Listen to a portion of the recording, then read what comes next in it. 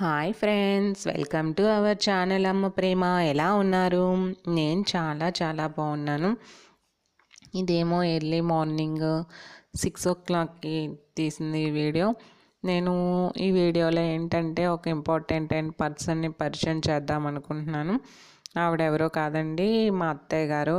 ఆవిడ మా దగ్గర ఉండరు, అప్పుడప్పుడు వస్తూ ఉంటారు. హాస్పిటల్ చెకప్ కోసం వస్తూ ఉంటారనమాట. ఈ మంత్ కూడా అలానే వచ్చారు. నేను కొత్తగా యూట్యూబ్ ఛానల్ స్టార్ట్ చేశాను అనేసి తెలియదంట. అందుకే టీవీలో యూట్యూబ్ వీడియోస్ చూపిస్తుంటే షాక్ అవుతున్నారు, నువ్వే చేసావా అని చెప్పేసి. ఆవిడే మా అత్తగారు.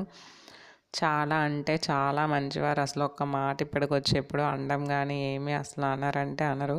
చాలా బాగా చూస్తారు. నేనంటే చాలా ఇష్టం. ఇదైతే మేడమే సన్రైజ్ పాత్ దగ్గర అవన్నీ మొగ్గల్లాగా ఉండిపోతే అవన్నీ తెంపి పడేస్తున్నారు, అవి ఇంకా పువ్వులు పోయేవని.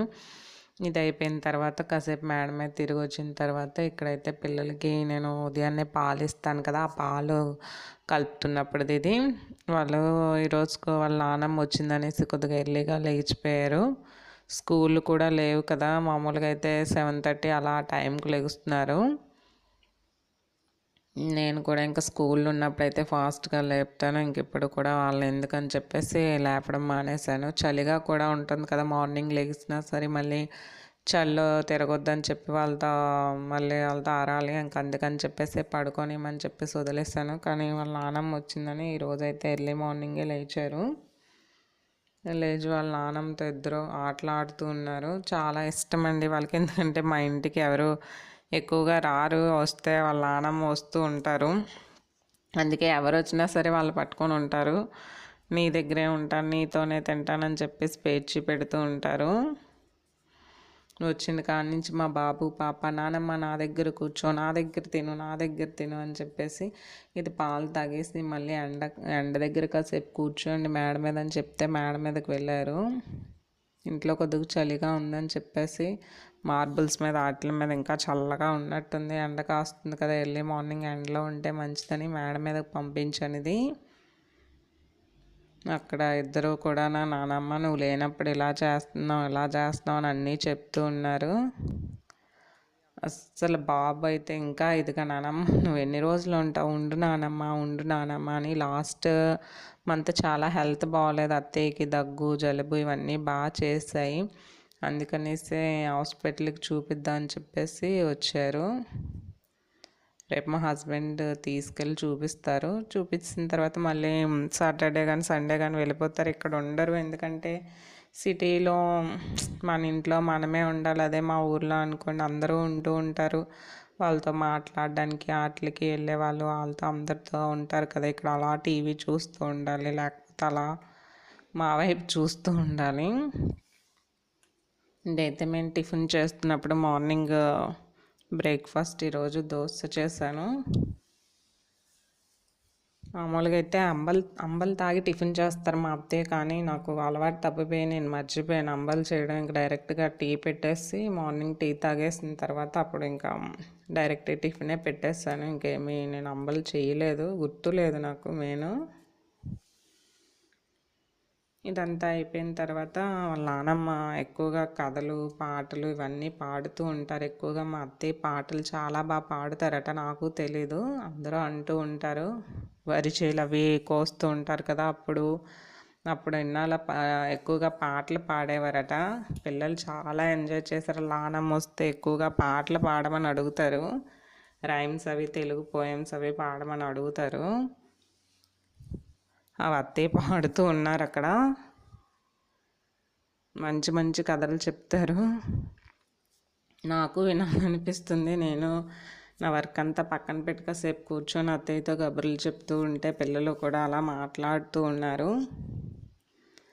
మా మేఘనకు తెలుగు పోయమ్స్ అంటే చాలా ఇష్టం, అందుకే వింటూ ఉంటుంది బాగా. కథలన్నా పెద్దవాళ్ళు చెప్పే స్టోరీస్ ఏవైనా సరే చాలా ఇష్టం, చాలా ఇష్టంగా వింటుంది. టీవీలో కూడా వాళ్ళు ఎక్కువగా స్టోరీసే పెట్టుకొని వింటూ ఉంటారు. చదివిన పిల్లలు తీసుకొని దసరా వస్తే ఇంటింటికి తిరిగి అప్పుడు ఎంత అనుకున్నావు, కొంత మేస్టర్కి ఇచ్చి రూపాయి మాయప్పుడు రూపాయి అయితే ఇంటింటి తిరిగి ఏం పాడవారంటే సీతమ్మ వాకట్ల సిరిమల్లి చెట్టు కొమ్మ కదలాకుంట కొయ్యండి పువ్వు రాలిన కోసిన పువ్వంత కొట్ల కొయ్యండి రాలిన పువ్వంత రాజులయ్యండి ఆ పువ్వు ఈ పువ్వు దండ కూర్చండి ఆ దండ ఈ దండ సీతకివ్వండి సీతమ్మ సీతమ్మ తలుపు తీవమ్మ నీ పేరు చెప్పుతే తలుపు తీస్తాను నా పేరు హనుమంతు నా తిరువినుమ ఎంత చక్కని దండ ఎవరు పంపారు నీ పుణ్య పురుషుడు రాముడు పంపాడు జయ భవ అని.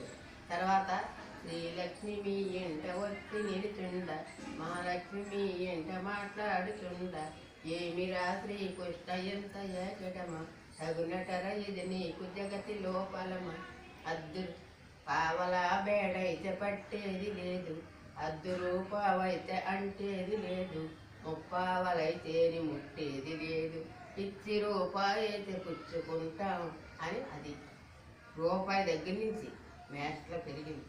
అప్పుడు లోను మాకు చిన్నప్పుడు రూపాయి అంటే పెద్ద గానం అలా పాడేవారు. అలాగా ఈ చదువుకుని పిల్లలు పెట్టి మాస్టర్గా తిరిగి దశానికి నేను అన్నీ మామూలు అసలు పక్క చదివేది.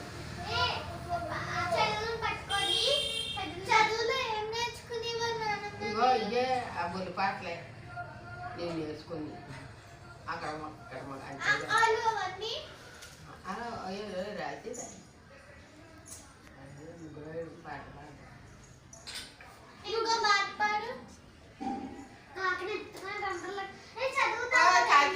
బంగారం అన్నం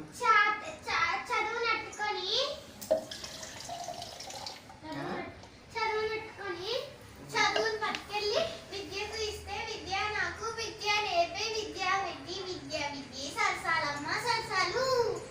నేను ఇప్పుడు ఒకటి పాడతాను, అది రైటు చెప్తాను చూడండి.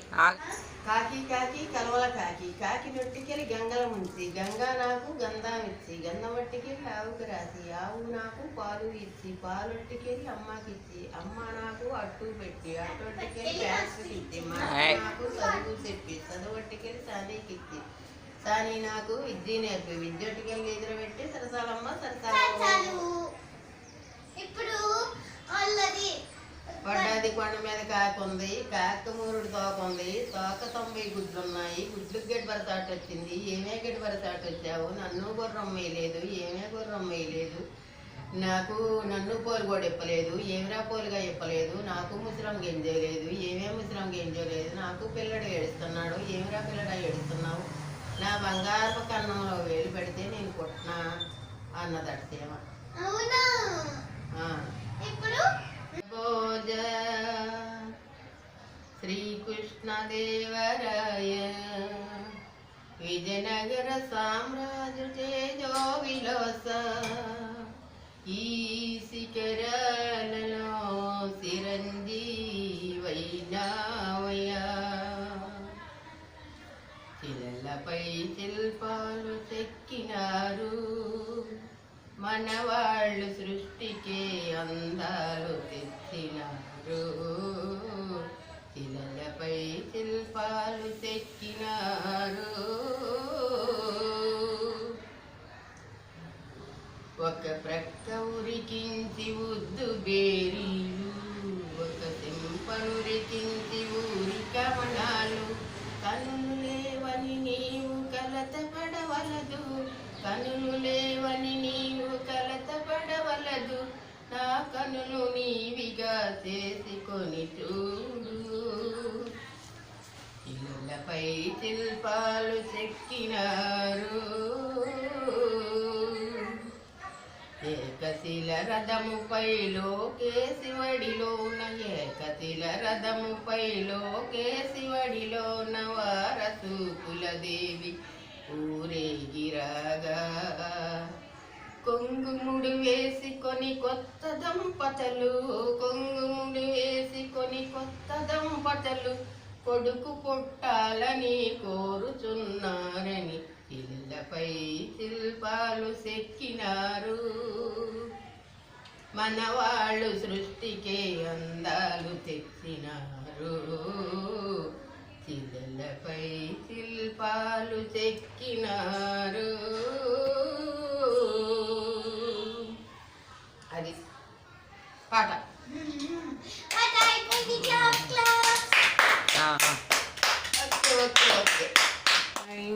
ఇప్పుడైతే టిఫిన్ అది అయిపోయింది. ఇవైతే బొబ్బర్లు అంటారు కదా, బొబ్బర్లు. ఇవి గారెలు చేద్దామని సాయంత్రం నానబెడుతున్నాను. అలానే మధ్యాహ్నం లంచ్లోకి వంట చేస్తున్నాను, sambar and beans fry. Next పిల్లలిద్దరూ అయితే క్లాసులు. ఇదైతే ఇప్పుడు ఈవినింగ్ స్నాక్స్ కింద తిందామని చెప్పేసి బొబ్బరిపప్పు గారెలకి నానబెడదామని చెప్పేసి బొబ్బరిపప్పు నానబెడుతున్నాను. ఈ బొబ్బరిపప్పు ఏంటంటే చాలా ఫేవరెట్. మాకు పెళ్ళైన తర్వాత ఎప్పుడు మా అత్తయ్య వాళ్ళ ఇంటికి వెళ్ళినా సరే ఈ బొబ్బరిపప్పు గారెలు వండి పెట్టేవారు. ఇదైతే మధ్యాహ్నం వంట అయిపోయింది. మధ్యాహ్నం వంటకైతే సాంబార్ చేశాను. సాంబార్ చేసి బీన్స్ ఫ్రై చేశాను. అలానే రైస్ కూడాను. ఇవి ఇంకా ఫ్రైడే కదా, మా అత్తయ్య వచ్చినా సరే వీకెండ్ రాలేదు కదా, ఈ డేస్లో అయితే ఇంక నాన్ వెజ్ ఆవిడ తిన్నా సరే ఇంక ఇది కార్తీక మాసం అని చెప్పేసి ఏమి నాన్ వెజ్ అయితే వండలేదు. 2 monthsకి ఒకసారి అలా వస్తూ ఉంటారు. వచ్చినప్పుడే మా పిల్లలు మాత్రం చాలా హ్యాపీగా ఫీల్ అవుతారు. ఎందుకంటే అప్పుడు మనందరం ఉన్నప్పుడు ఎక్కువ నానమ్మ అమ్మమ్మలతో హ్యాపీగా ఉండేవాళ్ళమి. ఇప్పుడైతే ఎవరింట్లో అట్లా మమ్మీ డాడీ పిల్లలు వీళ్ళే ఉంటారు. వాళ్ళకి అన్ని హ్యాపీనెస్లు అవి ఉండవు కదా. ఎప్పుడైనా వాళ్ళ నానమ్మ వచ్చినా అమ్మమ్మలు వచ్చినా ఎవరు వచ్చినా సరే చాలా హ్యాపీగా ఫీల్ అవుతారు. అందరినీ ఉండిపోమని అంటారు. వాళ్ళతో ఆడుకోవడానికి కానీ అన్నిటికీ బాగుంటుందని చెప్పేసి. ఇదైతే ఈవినింగ్ టైం మేడ మీదకి వెళ్ళాము. మా హస్బెండ్ కూడా వస్తారు, వాళ్ళ అమ్మగారితో మాట్లాడుతూ ఉన్నారు. మా పిల్లలు ఇంకా కిందకి వెళ్ళి ఆడుకోవడం, లేదంటే వాళ్ళిద్దరూ కలిసి సైకిల్ తొక్కడం అలా ఆడుకుంటూ ఉంటారు. వాళ్ళకి పెద్దగా టైం పాస్ అవ్వదు కదా. వాళ్ళ నాన్నమ్మ వస్తే ఎక్కువ స్టోరీస్ చెప్తుందని నన్ను చెప్పమంటారు. నాకు ఆ స్టోరీస్ అవి చెప్పడం అయితే ఇష్టం ఉండవు. టీవీలో యూట్యూబ్ పెట్టుకొని వింటూ ఉంటారు. నువ్వు ఒక్కసారి స్టోరీ చెప్పమని అడుగుతారు. ఇదైతే ఈవినింగ్ టైము గారెలు వేద్దామని చెప్పేసి పచ్చిమిర్చి అల్లం వెల్లుల్లి ఇవన్నీ వేసి గ్రైండర్లో వేద్దాం అనుకున్నాను. మళ్ళీ ఇంకా గ్రైండర్లో వేయలేదు, దానికి క్లీనింగ్ ప్రాసెస్ ఎక్కువ అవుతుందని మిక్సీలో వేస్తాను. నెక్స్ట్ కడిగేసి బొబ్బరిపప్పు వేసుకున్నాను. వేసుకున్న తర్వాత దీన్ని అయితే మిక్సీ పట్టేసి గ్రైండర్లో వేసినట్టుగానే వచ్చే కొద్దిగా లూజ్గానే నూరాను, మరీ టైట్గా నూరుకోలేదు. ఎందుకంటే గారెలు మరీ గట్టిగా వస్తాయని చెప్పేసి. నూరిన తర్వాత ఇందులో ఆనియన్స్ కొత్తిమీర యాడ్ చేసుకున్నాను. ఆనియన్స్ చిన్న చిన్న పీసెస్గా కట్ చేసుకొని ఇందులో వేసుకొని బాగా మిక్స్ చేసుకున్నాను. ఇప్పుడైతే డీప్ ఫ్రైకి సరిపడా ఆయిల్ పెట్టుకొని ఇందులో అయితే నూనె మరిగిన తర్వాత ఇది వేసుకోవాలి. ఇప్పుడు ఇవి చిన్న చిన్న బాల్స్గా చేసుకొని నేనైతే చేతితోనే చేసి వేసేస్తాను. దీనికి ఏం పేపర్ అది ఏది యూజ్ చేయను. ఇలా చేతితోనే గారెలా షేప్ చేసి వేసేస్తాను. అత్తయ్య వచ్చిందని వేయలేదు. అలాగా ఈవినింగ్ స్నాక్స్కి పిల్లలు ఏదో ఒకటి అడుగుతూ ఉంటారు కదా, ఎప్పుడు తినేవి కాకుండా ఇలా అయితే చేద్దామని చెప్పేసి చేశాను. మామూలుగా అయితే పాప్కార్న్ ఏదో ఒకటి వేరే విధంగా చేస్తూ ఉంటాను. వాళ్ళు తినేవి గారెలు అవి పెద్దగా పిల్లలు ఇష్టపడరు. ఇలా అయితే మా అత్తయ్య వచ్చింది. ఇలా అయితే నైట్ ఇవి తినేసిన తర్వాత పూరి చేశాను. ఇంకా అదైతే ఇంకా వీడియో తీయలేదు. ఇదే మా అత్తయ్య వచ్చారు, చాలా హ్యాపీగా ఉంది. మళ్ళీ ఉండరు కూడా, వెళ్ళిపోతారు ఉండమన్నానా. ఎందుకంటే అక్కడే ఇష్టం కదా, అక్కడ అలవాటు అయిపోయింది. ఇక్కడ ఉండమంటే ఉండరు, ఊర్లోనే ఇష్టం, అందరూ ఉంటారు కదా. ఇక టీవీ కూడా పెద్దగా చూడడానికి ఇష్టపడరు ఆవిడ.